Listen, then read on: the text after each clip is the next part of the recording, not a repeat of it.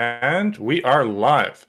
So welcome back to another episode of the Blue Crocus Experience. I'm excited for this one. I've got Joseph Lambert in the house here today, and we're going to cover a wide range of topics. Joseph is a junk removal business owner, and I'm excited to chat about a lot of his story. But he's 20 years old, so we'll kind of let the cat out of the bag.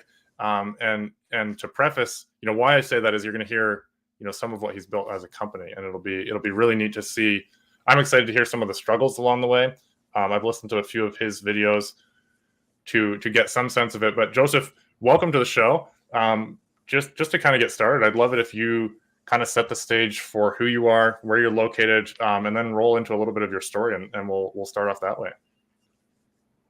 Yeah, absolutely. So I'm based out of Atlanta, Georgia, and I got into this business about 2.5 years ago. So I started the business in high school.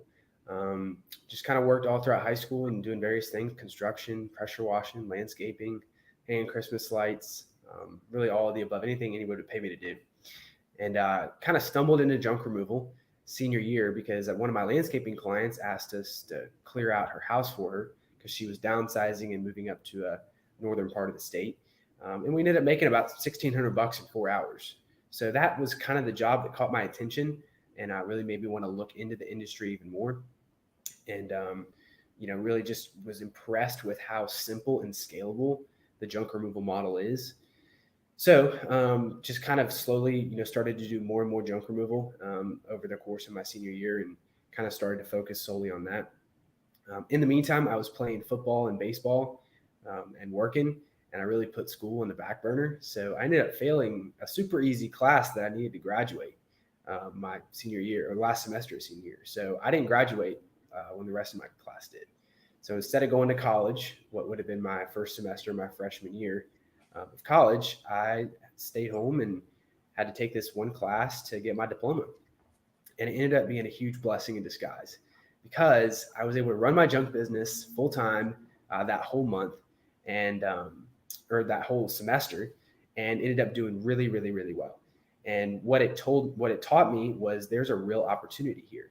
And though I was not opposed to going to college, I felt like running the junk business was my best opportunity.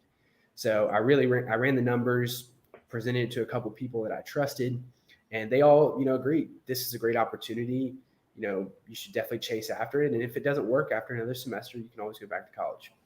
So right now we're talking spring of 2020. So right before COVID hits, I'm going all in on this junk removal business. And right when COVID hits, my phone blew up because everybody went home. They were looking at all the stuff they didn't want. And, they were calling every junk company they could. So we went from me in a pickup truck to a couple months, into the year, we had 4 big U-Haul box trucks rented, just trying to keep up with the flow of leads that was coming in. So I learned a lot that year. I learned how to scale revenue, but I also learned that I wasn't doing it profitably. So we scaled so quickly from a revenue standpoint that it gave me confidence in the model and that the revenue was there.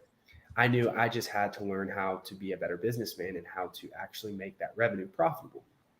So just in reference on how we scaled. So like January of 2020, we were doing about 15,000 a year. By April, we were doing 40,000, and by July, we were doing 60,000. You 15 a month or a year? What's that? Per month or per year?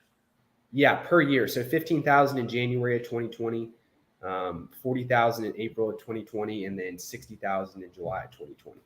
So it was really rapid growth, and quite honestly, I didn't know how to manage it. So July of 2020, I kind of took a step back, looked at my business, and I was like, okay, there's clearly something here. This is something I need to stick with, but I need to tear this business back down and build it up profitably with a strong foundation. So we started returning all the U-Haul trucks. We cut our marketing budget a little bit. And then, I started riding around in the truck that I actually owned. And we started doing things like, building a great website, working with great Google Ads and other people, brand new branded trucks, the job efficiently. We started using a great scheduling platform and even simple things, like having brand insurance, running payroll and the things you actually run a business.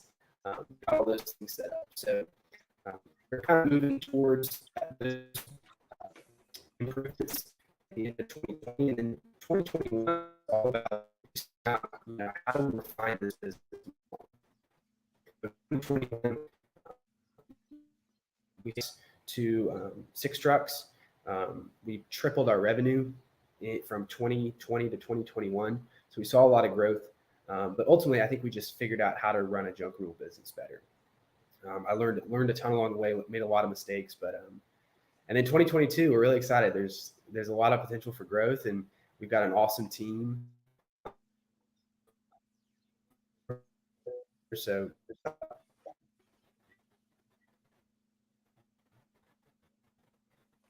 Joseph, I'm losing you. I don't know if it's on my end or if it's on your end, but I'm